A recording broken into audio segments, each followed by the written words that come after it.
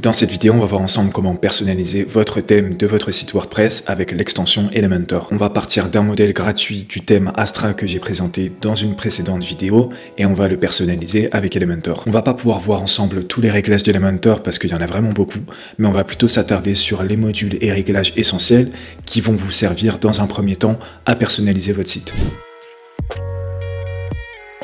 Alors pour commencer, on a bien évidemment un encart pour changer le contenu de notre titre. Vous pouvez soit modifier votre texte grâce à cet encart ou alors directement sur votre page. Sachant que sur votre page, vous allez avoir la possibilité de styliser certaines parties de votre texte, ce que l'encart ne permet pas. Ensuite, juste en dessous, on va avoir la possibilité de rendre cliquable notre titre et de le renvoyer vers un lien. Et si on clique sur la roue juste à côté et qu'on sélectionne ouvrir dans une nouvelle fenêtre, on va faire en sorte que si le visiteur clique sur le lien, ça ne remplace pas la page sur laquelle il est. Juste à côté, il y a la case ajouter nofollow, mais ça c'est du SEO et pour le moment vous n'avez pas forcément besoin d'y toucher. Un peu plus bas on va avoir des préconfigurations de taille, mais on va voir juste après comment modifier la taille de façon plus précise. En dessous le type de balise, là encore c'est du SEO donc on verra ça dans une prochaine vidéo, mais retenez simplement que ça sert à hiérarchiser la structure de votre titre. Faites juste attention à n'avoir qu'une seule balise H1 qui va correspondre à votre titre principal et ensuite vous pouvez définir autant de balises H2, H3 que vous voulez. Et pour terminer dans cette partie on va pouvoir modifier l'alignement de notre titre. Une fois qu'on a terminé dans cette partie on va pouvoir basculer dans l'onglet style pour justement modifier l'aspect esthétique de notre titre. La première chose qu'on va pouvoir faire, c'est changer la couleur de notre titre et pour faire ça, on peut s'y prendre de deux façons. Soit on clique sur le carré et on va venir entrer notre code couleur en bas pour le changer. Et si vous savez pas ce que c'est un code couleur ou tout simplement que vous en avez pas, j'ai fait une vidéo à ce sujet. Sauf qu'en faisant de cette façon, on va devoir à chaque fois retrouver notre code couleur et le changer sur toutes les parties de notre site. Un moyen plus rapide de changer ces couleurs, c'est de cliquer sur l'icône en forme de globe juste à côté et ensuite de venir sélectionner la roue en haut à droite. Une fois dans cette partie, ce qu'on va pouvoir faire, c'est entrer notre palette de couleurs et ensuite on pourra la réutiliser automatiquement sans avoir à rentrer les couleurs à chaque fois. Faites pas forcément attention au nom à gauche, c'est juste à titre d'indication. Vous pouvez de toute façon les changer et vous pouvez aussi ajouter plus de couleurs. Une fois que c'est fait, cliquez sur mettre à jour en bas du bandeau et fermez le panneau. Ensuite, cliquez de nouveau sur l'icône en forme de globe et là vous verrez afficher votre palette de couleurs que vous venez de créer. En cliquant sur une des couleurs, il va se passer deux choses. Bon, déjà la couleur va se changer automatiquement, ça c'est logique, mais en fait ce qui va aussi se passer, c'est que si un jour vous décidez de changer une des couleurs de votre palette, comme on l'a vu juste avant, ça va automatiquement faire la modification partout sur votre site. Voilà, donc ensuite on va pouvoir changer sa police d'écriture. Là c'est le même principe que les couleurs, on peut soit le faire manuellement à chaque fois, soit enregistrer ses polices d'écriture et les changer automatiquement. Sauf qu'à la différence des couleurs, on va avoir un peu plus de réglages disponibles. Le premier, c'est évidemment le choix de la police, et la liste que vous allez voir apparaître est en fait reliée à une banque de police gratuite qui s'appelle Google Font. Donc pour faire votre choix, ça sera plus simple que vous alliez directement sur le site Google Font et ensuite de venir chercher la police en question dans la barre de recherche. En dessous du choix de la police, on va avoir la taille, mais avant de la modifier, je vous conseille de toujours sélectionner le REM juste au-dessus. Pour faire simple, ça va vous permettre d'avoir un design plus responsive, donc qui s'adapte sur les différentes tailles d'écran. Ensuite, vous n'aurez plus qu'à déplacer le curseur ou cliquer sur les boutons pour augmenter ou réduire la valeur. Juste en dessous, on va avoir la graisse, sauf que selon la police que vous allez choisir, vous n'aurez pas toujours les mêmes résultats de graisse. Il y a des polices où le designer a prévu toutes les graisses possibles et d'autres où il y aura seulement du gras et du fin. Après, on va pouvoir mettre en majuscule, en minuscule ou capitaliser notre texte et on va aussi pouvoir styliser et décorer l'intégralité de notre texte. À la différence de tout à l'heure où on est venu styliser une partie bien précise de notre texte, là ça va s'appliquer à tout le titre. Pour finir, on a la hauteur de ligne, l'espacement des lettres et l'espacement des mots. Généralement les valeurs par défaut suffisent, mais vous pouvez modifier ces valeurs si vous n'êtes pas satisfait. Dans notre bandeau Elementor, on va retrouver un dernier onglet qui s'appelle Avancer et qui est celui qui regroupe les réglages les plus compliqués à comprendre. Ici on va voir seulement 4 réglages pour ne pas rendre le tout trop compliqué. Le premier c'est celui des marges et des marges internes. Ça c'est un réglage que vous allez retrouver sur tous vos modules, colonnes et sections. C'est ce réglage qui va en fait vous permettre de déplacer les éléments sur votre page pour les positionner à l'endroit exact que vous voulez. Avant de modifier les valeurs, je vous conseille de toujours sélectionner cette fois-ci pas le REM mais le pourcentage, toujours dans la même logique de responsive qu'on a vu juste avant. Une fois que c'est fait, vous allez pouvoir changer la valeur d'une des cases,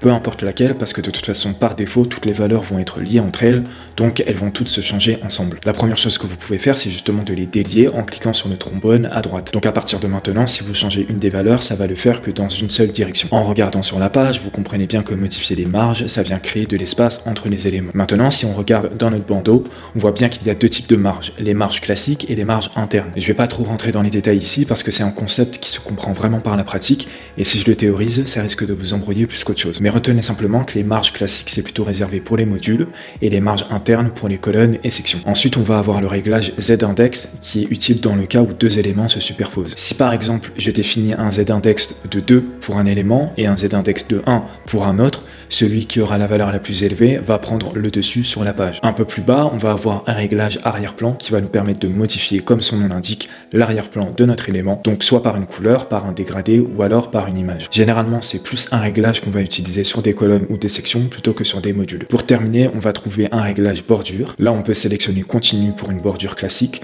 augmenter sa largeur, sa couleur et le rayon de la bordure dans les coins. Pour finir, on aura la possibilité de créer une ombre portée. C'est un effet de style que moi personnellement j'aime beaucoup en design, mais qui peut être mal utilisé et donc peut gâcher certaines parties d'un site. Donc faites en sorte de garder l'ombre la plus douce possible en dépassant pas 0,35 d'opacité et en jouant très légèrement avec les valeurs pour pas créer un rendu trop prononcé. Un des modules que vous utiliserez le plus, c'est celui de l'éditeur de texte. Pour commencer, vous allez voir un encart avec un certain nombre de réglages. Normalement, vous n'allez pas trop être perdu parce que ça reprend les réglages classiques qu'on peut retrouver dans un éditeur de texte lambda. Si vous avez un doute, vous pouvez survoler avec votre souris un des éléments et vous saurez à quoi il correspond. Pour finir sur cet encart, vous pourrez afficher encore plus de réglages en cliquant sur la dernière icône de la liste. Ensuite, un peu plus bas, on va retrouver la possibilité de créer une lettrine et en dessous, on va pouvoir créer plusieurs colonnes pour notre corps de texte. Pour finir, on aura la possibilité de modifier l'écart des colonnes dans le cas évidemment où on en a créé. Voilà, et pour l'onglet style et avancé, on va retrouver plus ou moins ce qu'on avait pour les titres. Pour les boutons, le premier réglage qui permet de définir le type de bouton sert pas à grand chose, donc vous pouvez le laisser par défaut. En dessous, on va bien évidemment pouvoir changer le titre du bouton et le lien vers lequel il doit renvoyer. Juste en dessous, on pourra commencer à styliser notre bouton en modifiant son alignement sur la page et en ajoutant ou non une icône. Pour l'icône, vous allez voir que vous pourrez soit cliquer sur la bibliothèque d'icônes d'Elementor ou alors cliquer sur téléverser un SVG. Le SVG, c'est en fait un type de fichier léger qui est très utilisé pour les icônes et c'est généralement celui qu'on vous proposera si vous téléchargez une icône sur un site tierce. Si on bascule dans l'onglet style, on va retrouver grosso modo des réglages qu'on a déjà vus, sauf qu'ici vous allez pouvoir créer une animation en changeant le style du bouton au survol. Pour finir, si vous voulez modifier la taille de votre bouton, vous allez devoir modifier deux réglages. Le premier, c'est évidemment la taille de la police, sauf que vous allez voir que ça garde les proportions du bouton. Si vous voulez agrandir votre bouton sans nécessairement toucher à la taille de la police, vous allez devoir le faire avec les marges internes. Cette fois-ci, vous pouvez laisser la valeur pixel et jouer avec les valeurs pour donner la forme et la taille que vous voulez à votre bouton. Pour les images, la première chose qu'on va pouvoir faire, c'est évidemment d'importer une image en cliquant sur l'encart. Il y a une fenêtre qui va s'ouvrir et dedans, on va pouvoir cliquer sur téléverser des fichiers et ensuite importer notre image sur notre site WordPress. Une fois que c'est fait, l'image va apparaître dans notre médiathèque et on va ensuite pouvoir l'insérer dans notre module image. Une fois que c'est fait, on aura un réglage qui va nous permettre de modifier la taille de notre image. Alors ici, c'est pas la taille dans le sens les dimensions de l'image, mais plutôt dans le sens de son poids. Je vais pas trop rentrer dans les détails techniques, mais retenez juste que si vous ajoutez une image qui doit prendre une grande place sur la page, vous pouvez sélectionner entière pour que la qualité soit au maximum. Ensuite, on a l'alignement, la légende qui peut être utile surtout sur des articles de blog pour créditer une source, et pour finir, la possibilité d'insérer un lien dans l'image. Si vous cliquez sur fichier média, ça va ouvrir l'image en grand écran si on clique dessus. Si l'utilisateur le fait, il verra apparaître un bandeau où il pourra zoomer, partager et télécharger l'image. Si par contre, on veut faire en sorte que l'image renvoie vers un lien, alors on peut entrer une URL personnalisée. Pour finir, on va bien évidemment pouvoir modifier les dimensions de notre image dans l'onglet style. Dedans, on va avoir trois réglages qui sont la largeur max et la hauteur. Sauf qu'en réalité, on va avoir besoin ici que de modifier la largeur tout court. Laissez simplement la valeur pourcentage et augmenter ou diminuer la taille de votre image avec les curseurs.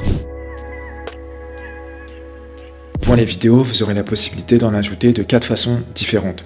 À partir de YouTube, de Vimeo, de Dailymotion ou alors en l'hébergeant directement sur votre site. Ici, je vous conseille justement pas d'héberger vos vidéos directement sur votre site parce que ça va pas mal alourdir le temps de chargement de votre page et ça sera pas bon pour l'expérience utilisateur. Si vous avez un compte Google, vous pouvez importer assez facilement vos vidéos sur YouTube et les mettre en non répertorié, ce qui va vous permettre d'éviter qu'on puisse la trouver à partir de YouTube même. Donc en fait, seuls les gens qui auront accès au lien de votre vidéo pourront la voir. Et ce lien, justement, vous allez pouvoir le coller dans le module pour pouvoir afficher votre vidéo sur votre page. Pour ce qui est des réglages, je vous conseille pas de mettre en lecture automatique, surtout si vous avez une vidéo avec du son, parce que ça risque de surprendre le visiteur et pas dans le bon sens du terme. Ou alors dans ce cas-là, vous pouvez cocher la case muet juste en dessous. Ensuite, la case boucle est intéressante si la vidéo que vous voulez ajouter est en fait une vidéo de fond que vous voulez laisser tourner en automatique sur votre page. Pour ce qui est du contrôle du lecteur, c'est ce qui permet au visiteur de cliquer sur pause ou d'avancer où il veut dans la vidéo vidéo, ce que je vous conseille de laisser par défaut. La marque modeste, ça permet juste de masquer ou non le logo YouTube en bas à droite de la vidéo. Ensuite, le mode confidentialité, ça permet de ne pas stocker les données du visiteur dans YouTube. Le chargement différé, ça permet de charger la vidéo à l'avance pour qu'il n'y ait pas de latence au moment où le visiteur clique dessus pour la lancer. Et pour finir, on aura la possibilité de remplacer la miniature de la vidéo par une image de notre choix. Pour ce qui est de l'onglet style, on va pas avoir beaucoup de réglages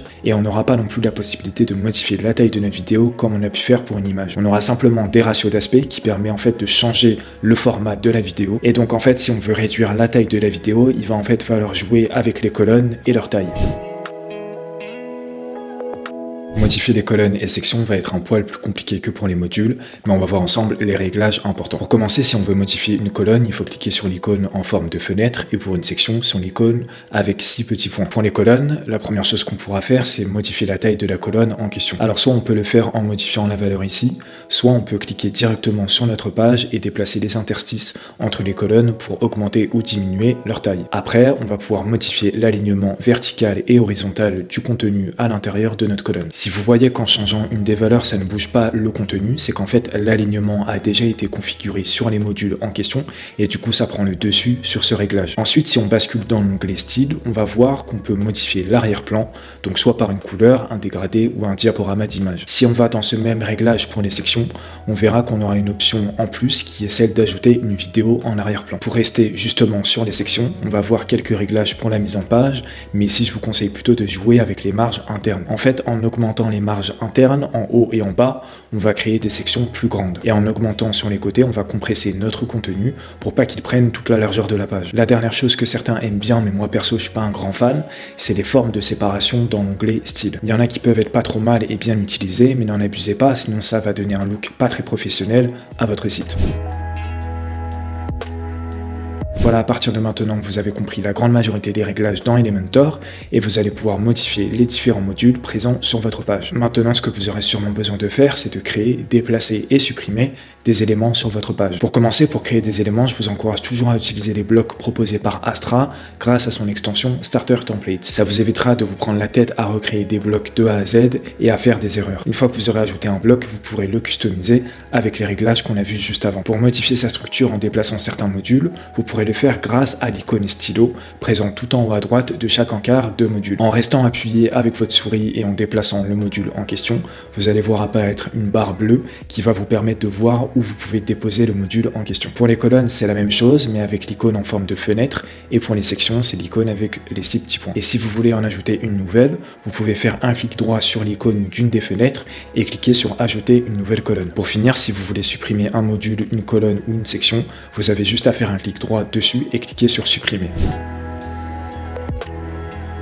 Le responsive, c'est ce qui consiste à créer un design qui va automatiquement s'adapter à différentes tailles d'écran, donc de l'ordinateur au smartphone en passant par la tablette. En fonction du modèle de site que vous allez installer, vous aurez plus ou moins de rectificatifs à faire pour rendre votre site totalement responsive. La première chose que vous pouvez faire, c'est déjà de cliquer sur le mode responsive en bas à gauche dans le bandeau Elementor pour voir comment rend l'affichage de votre site sur différents appareils. Une fois que c'est fait, vous allez avoir un bandeau tout en haut qui va vous permettre de switcher entre le mode ordinateur, tablette et mobile. Si vous vous mettez sur le mode téléphone par exemple, vous allez voir que certains éléments de votre page ne s'affichent pas forcément très bien. En cliquant sur un élément qui ne se présente pas bien, vous allez voir que dans votre bandeau Elementor, il y aura des petites icônes sur certains réglages qui indiquent le type d'écran sur lequel vous êtes. En fait, ces icônes vous indiquent surtout que si vous modifiez le réglage en question, il va se modifier seulement sur l'appareil que vous avez sélectionné et pas sur tous les autres. Donc vous pouvez modifier la taille d'un texte ou la largeur d'une image sans que ça affecte les autres types d'écran. Ce qui peut aussi arriver, c'est que l'affichage d'un élément soit tout simplement pas possible sur un petit écran comme un téléphone ou une tablette. Dans ce cas-là, on peut tout simplement faire le choix de masquer certaines parties de notre page. Pour faire ça, on va se rendre dans l'onglet avancé de notre élément en question,